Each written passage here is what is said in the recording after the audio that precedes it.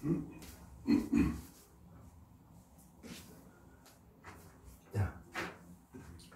오늘은 전능택 화수분이라는 작품 알죠? 화수분, 그죠? 우리나라 근대 단편 소설의 자연주의 소설, 그죠? 사실주의라고도 하죠. 왜냐하면 사실주의, 자연주의의 경계선이 애매모호한 데가 좀 있습니다.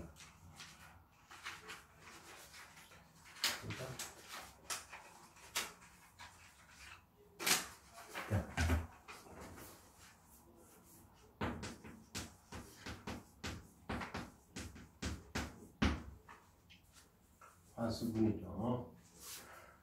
오늘은 1920년대에 한국의 자연주의 문학에 대해서 한번 알아보겠습니다.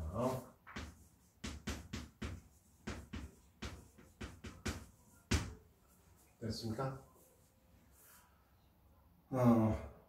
전능택은 1894년에서 1968년 1894년에서 1968년, 그죠? 소설 가면서 종교인이죠. 그죠?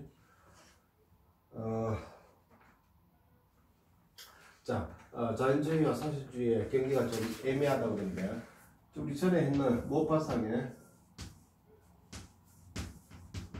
프랑스는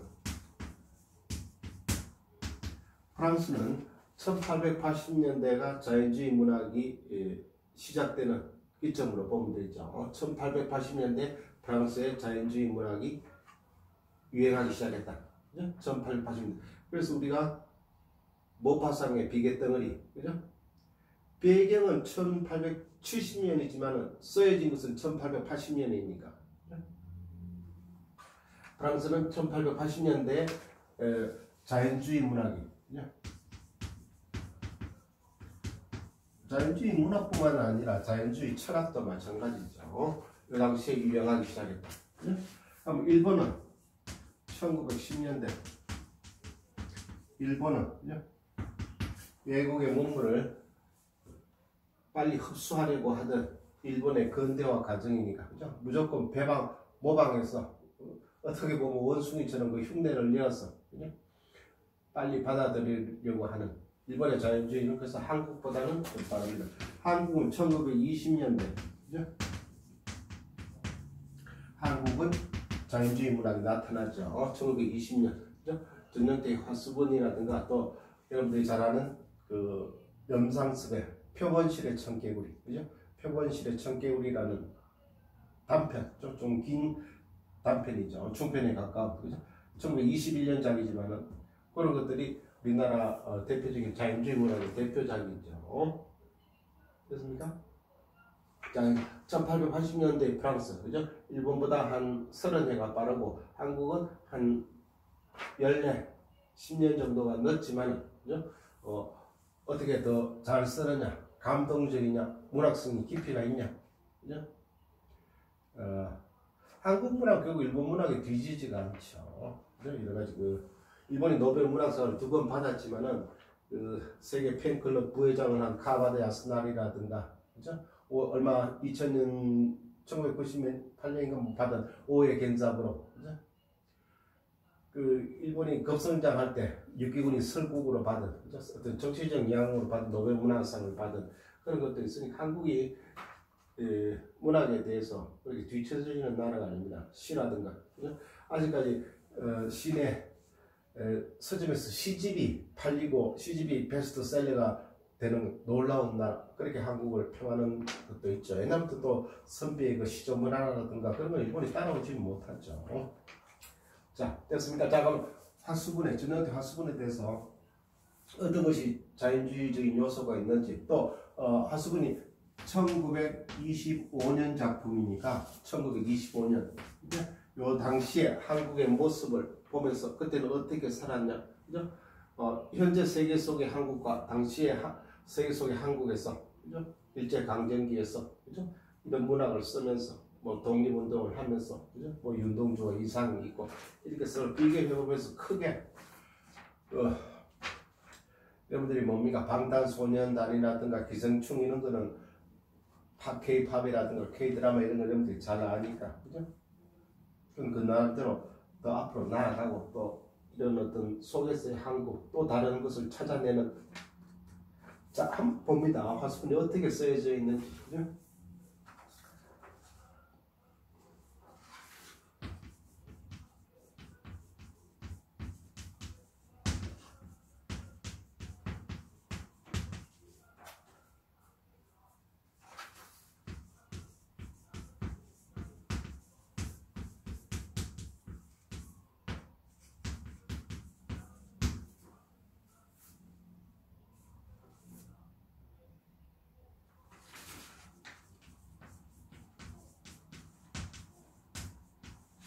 뒷들창,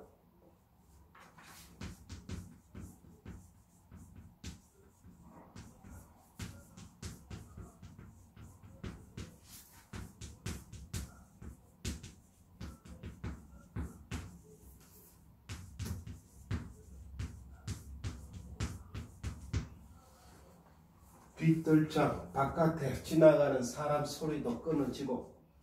쉼표.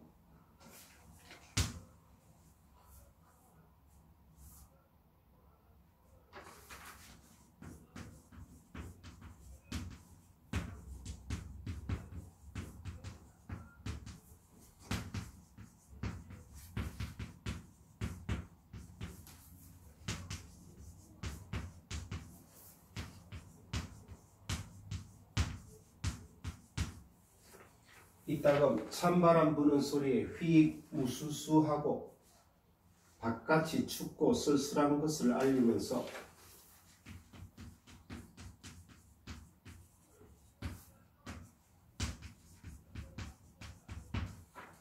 춥고 쓸쓸한 것을 알리면서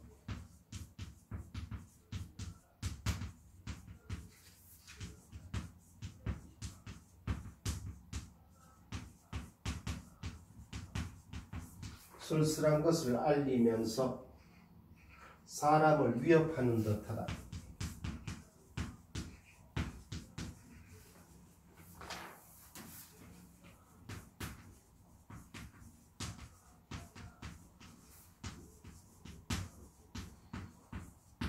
자, 6장으로 구성된 전영택의 화수분이라는 단편 소설에서 1장의 제일 첫머리 부분이죠. 시작하는 부분이죠.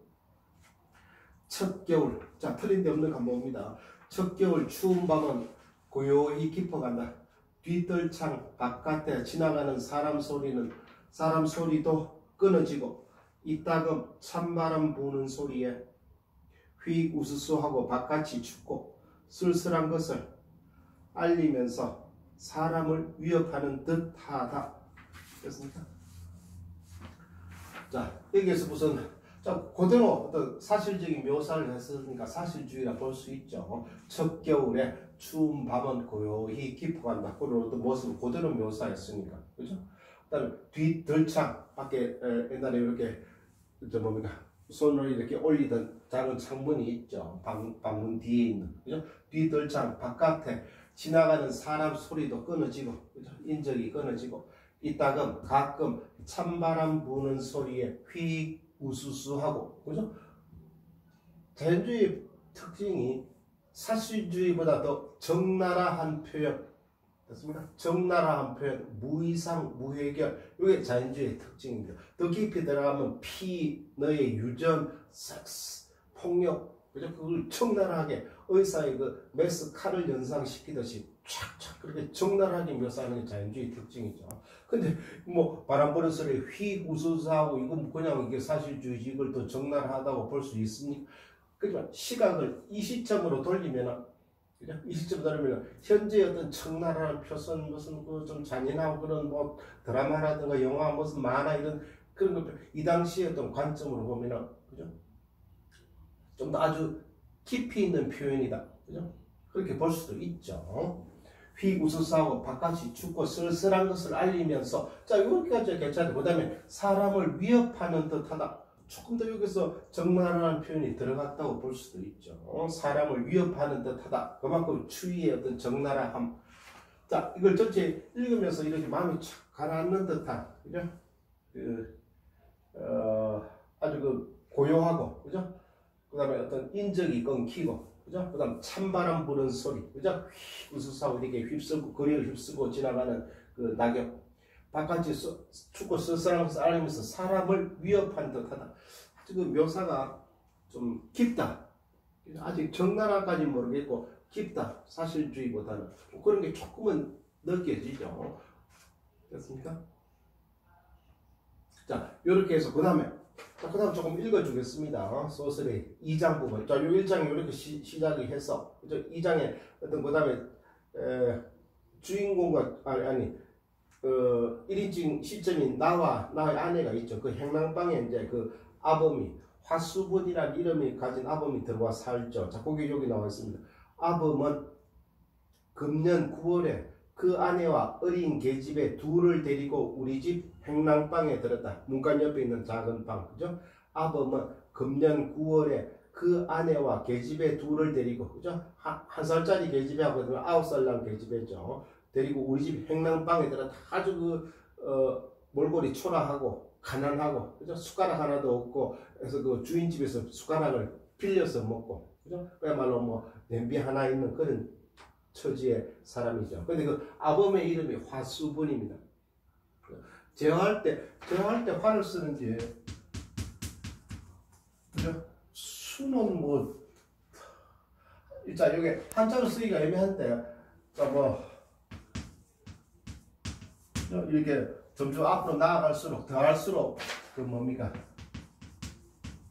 굳이 쓰면은 이렇게 되겠죠. 재화가 자꾸 모이는 화분이다, 이 말이죠. 써도 재화가 줄어들지 않는 화분이다, 이 말이죠. 그죠?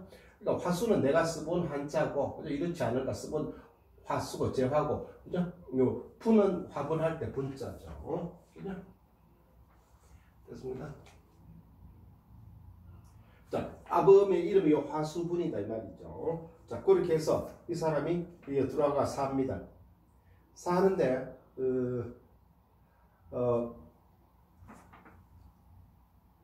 주인공 나가 밤에 들으니까 하는 그 아범의 울음소리가 들립니다. 그러니까 저 사내가 왜 저렇게 울지 하고 자기한테 아내한테 물어보니까 그 큰애 계집애를 먹고 살지를 못하니까 다른 집에 줘버리죠. 그 아범의 그 아내가, 그죠? 아범의 아내가, 그죠? 큰딸의 애를 다른 집, 다른 애가 너 저 아줌마 따라갈래? 자살한 아줌마 따라가니까 그 큰딸 애가 두 말도 없이 따라갑니다. 그 먹는 거를 자꾸 주고 이러니까. 따라가겠다. 자기 엄마는 뒤로 돌아보지도 않고. 그래서 그 소식을 들은 아범이 그날 밤에 막 통곡하면서 우는 소리죠. 그래서 그 다음에 또 자기 아범의 집에 형이 발을 다쳐서 농사를 못 짓는다는 소식을 듣고 양평 쪽에, 그죠? 양평 쪽에 아범이 도와주러 갔죠. 이 아범의 집에 행랑방에 들어와 살던 아범이 양평 쪽에 살던 자기 집에 형님이 발을 다쳐 농사를 못 짓는다는 소리 듣고 서울에서 양평까지 이렇게 걸어서 갑니다. 뭐 하루 이틀씩 걸어서 여기다가 가서 곧 돌아오겠다 하니까 이 아범의 아내가 어떻게 되겠습니까? 그죠? 우리 이제 먹을 것도 없이 이렇게 남겨두고 가면 어떻게 곧 돌아오세요 하는데, 알았다. 곧 돌아오고 할 때 몇 달이 지나도 돌아오지 않습니다. 이 아범이 계속해서 여기 있습니다. 그러니까 아내가 할 수 없이 편지를 보냅니다. 내가 내일 모레쯤 곧 갈 테니까 당신을 데리러 갈 테니까 기다리세요 하는 편지를 보냅니다. 아범이 그 편지를 보면서 막 웁니다. 그러다가 아내가 출발해서 아내도 걸어서 그 한겨울에, 아직 한겨울이죠. 한겨울에 아내가 걸어서 양평까지 이틀 동안 갑니다. 그런데 양평 다 와서 이 산꼭의 마루를 넘다가 이 산꼭에 소나무도 쓰이고 이렇게 있죠. 이 나무가 이 밑에서 그 어린애를, 그죠? 안고 그 어린애 누더기를 덮어서 꼭 이렇게 안고 있습니다. 근데 이쪽 아범은 양평 쪽에서 다시 이쪽으로 고개를 넘어오다가 이 소나무 밑에 있는 이 희끄무레한 것을 보게 됩니다. 가까이서 달려보니까 밤새 이 자기 아내가 어린애를 안고 불불불 떨면서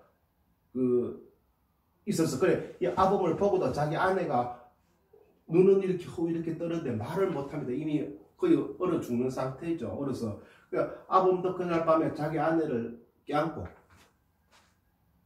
됐습니까? 아내를 껴안고 밤새 거기서 얼어 죽는 거죠. 근데 그 다음에 또 자연주의 적나라한 묘사가 나옵니다. 3인칭 객관적 시점을 그 다음에 뭡니까?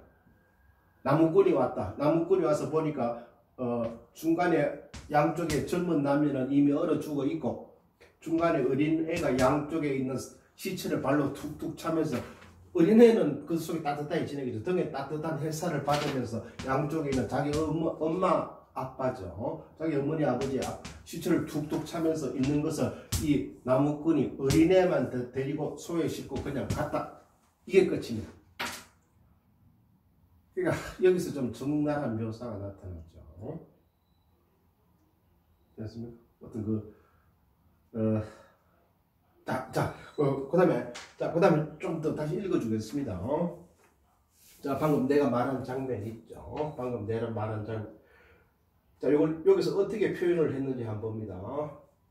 나무 밑, 아까 요 나무죠. 이 나무 밑 눈 위에 나무 가지를 깔고 어린 것 없는 헌 누더기를 쓰고 한 끝으로 어린 것을 꼭 안아가지고 누더기에다가 이렇게 덮어 쓰고 어린 것을 꼭 안아가지고 웅크리고 들고 있다. 누가? 이 아범의 아내가, 아범을 찾으러 갔던 아내가, 양평으로 갔던 아내가, 그죠? 이 고개에서 밤새 영하 한 20도 되는 이런 곳에서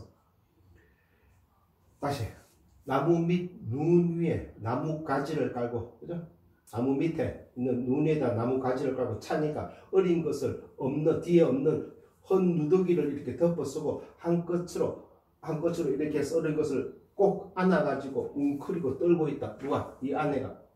화수분은 왁 달려들어 안았다. 어멈은 눈을 떴으나 말은 못한다. 이미 얼어붙은 상태죠. 동사 직전에.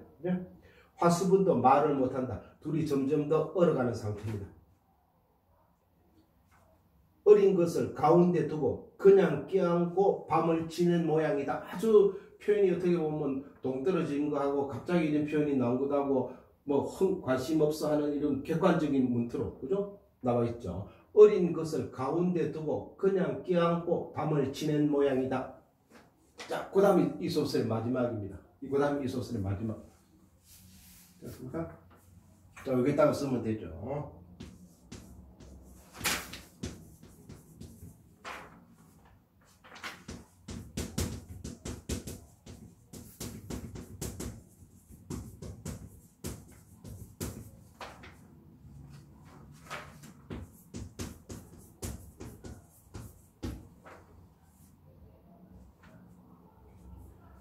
거기 젊은 남녀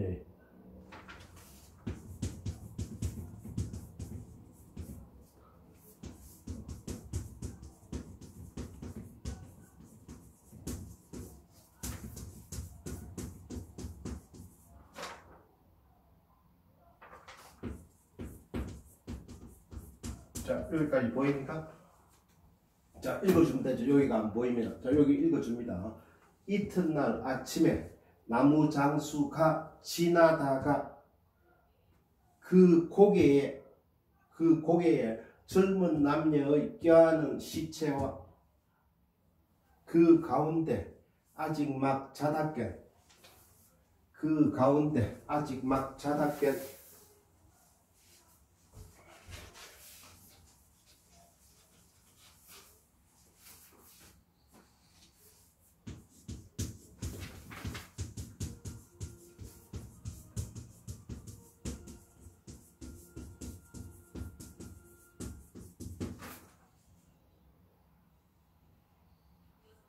어린애가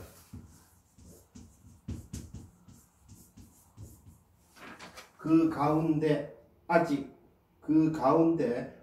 막 자다 깬 어린애가 등에 따뜻한 햇볕을 받고 앉아서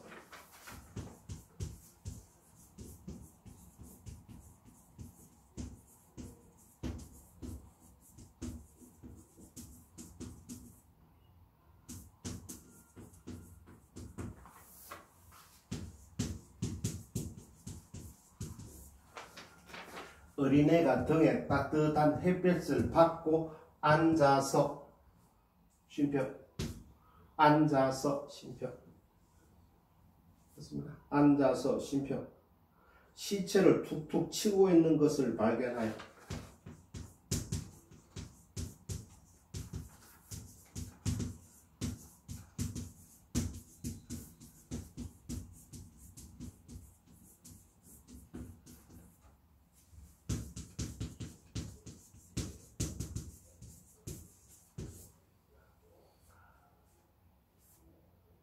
어린 것만 소에 싣고 갔다.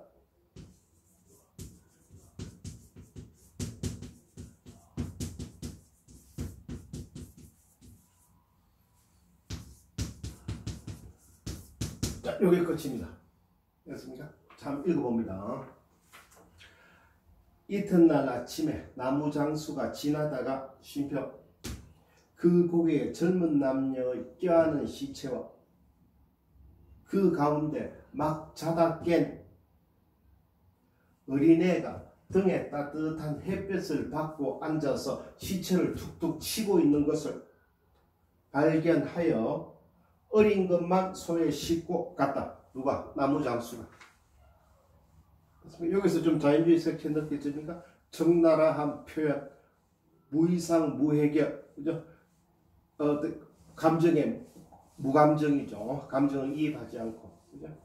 3인칭 객관적 시점은, 객관적 묘사라고도 이야기합니다. 전혀 감정을 이입하지 않나.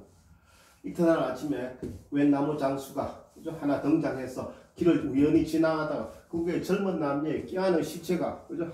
하나 놀라지도 않아. 그죠? 놀랐다 이런 말도 없죠. 껴안은 시체가 있는 것을 보고, 근데 그 가운데 아직 막 자다 깬, 어떻게 보면 천진난만한 거죠. 아직 막 자다 깬, 그래서 아직 막 자다 깬 이렇게 천진한 모습을 이렇게 묘사했는지도 모르죠. 어린애가 등에 따뜻한 햇볕을 받고 앉아서, 그죠? 자기 어버이는, 자기 엄마 아빠는 얼어 죽었는데, 그죠? 어린애는 등에 따뜻한 햇볕을 받고 앉아서 자기 엄마 아빠, 아버지 어머니인지도 모르고 시체를 툭툭 치고 있는 것을 애가 뭐 알겠습니까? 일어나지도 않으니까 발견하여 어린 것만 소에 싣고 갔더라고 하더라. 여기 끝입니다. 나무장수가. 그래서 여기서 자연주의의 냄새가 아주 적나라하게 드러났죠. 전영택의 1925년작 화수분입니다. 됐습니까? 자, 1920년대 한국의 모습, 그죠? 뭡니까? 1910년 일제강점기가 시작돼서, 그죠? 그 다음에 뭡니까? 동양척식회사, 그죠? 한국의 뭡니까? 척식, 그죠? 한국을 뭡니까? 늘 개척해주고, 식민주의에 장려해주겠다. 그걸 여러가지 개척해주고, 그걸 여러가지 정식해주겠다. 이 말이죠. 동양척식회사를 세워서, 그죠? 동양척식회사를 세워서, 돌성이네. 그죠? 동양척식회사를 세워서, 그죠? 식민지 할 때는 여기 나무 목배지만, 그죠? 동양척식회사를 세워서, 뭡니까? 한국의 토지와 농민들을 수탈하는 거죠. 모든 토지를 압수하고, 다시 일본인들을 막 불려들어서 싸게 토지를 값싸게 나눠주고 농사 짓고 하면 일본인들이 지주가 되고 한국인들은 소장농으로 들어가는 거죠. 그죠? 그 다음에 조선식산은행, 그죠? 식민지 산업은행이다 이 말이지. 그죠? 동양척식회사에서 식민지 산업은행을 세워서 아주 일본인들한테 싼 금리로 나눠주고 그 다음에 이런 농토를 사게 해서 또 동양척식회사에서 토지 분배한다, 토지 조사한다는 명목으로, 그죠? 등록도 안 된 토지들 자기들이 강제로 압수해서, 너 이름 없네, 너가 왜 주인이야, 나가. 이 사람들은 쫓겨서 만주, 간도로 이주를 가는 거죠. 그래서 아직까지도 그 연변에 조선인들이 많이 사는 거죠. 먹을 게 없으니까, 그죠? 먹을 게 없으니까. 됐습니까? 자, 자연주의 문학을 통해서 1920년대의 한국의 모습을 좀 적나라하게 볼 수가 있었죠. 일본의 자연주의는 좀 성적인 게 많습니다. 적나라한 묘사를 하는 그런 일본의 자연주의는 그 뭡니까 작가가 그 글을 가르쳐 주면서 저 뭡니까 글을 배우는 문화생들이 자기 집에 들어오죠. 들어오는데 문화생 중에 그 여자가 하나 있었어. 그죠? 여자가 하나 있었는데 그 문화생이 떠나고 이제 다 배우고 난 다음에 안녕히 계십시오 떠나고 난 다음에 그래 잘가 이렇게 이야기를 해놓고 그 문화생이 떠나고 난 다음에 그 방에 들어가서 문화생이 깔고 있던 자리에 그 뭡니까 오랫동안 누구 생활했으니까 이렇게 뭐 자리에 사람의 땀이라든가 이런 흔적이 있을 거 아니야. 이불이 하얀 이불이 있으면 좀 색깔이 좀 이렇게 그 이불에 이렇게 얼굴을 파묻고 저기 뭡니까 그 눈물을 흘리면서 그 어떤 그 얼굴에 이불을 파묻고 눈물을 흘리면서 하는 그게 적나라한 표현이다. 그죠? 뭔가 타야마 가타의 후동 이불이라는 작품이 있죠. 타야마 가타의 후동 그게 일본 자연주의 문학의 대표작이고 그죠? 명치 40년 1910년이죠. 딱 1910년경이죠. 그렇습니다. 그 다음에 저 누굽니까? 시바사키 토손의 뭡니까? 그 아까의 파괴라는 거죠. 나는 사실 천민백정의 자식이었다 하면서 그 중고등학교 선생님인가 주인공 그 사람이 이렇게 학생들 앞에서 적나라하게 자기를 고백하는 장면이죠. 그 자체가 당시로 봐서는 센세이셔널하다. 아까 그 다음에 후톤이라는 그 이불이라는 작품의 그 마지막 그 모습이 이불에 파묻고 눈물을 막 흘리는 그 모습이 적나라한 표현이다. 그래서 일본 자연주의 문학의 대표지만 한국의 자연주의 문학은 그 사회상을 표현하기에 이런 어떤 사실주의 문학, 좀 더 깊어진 자연주의 문학 이런 게 발달하는 게 좋겠죠. 어떤 의식의 확립으로서 그죠? 어떤 의식 그죠?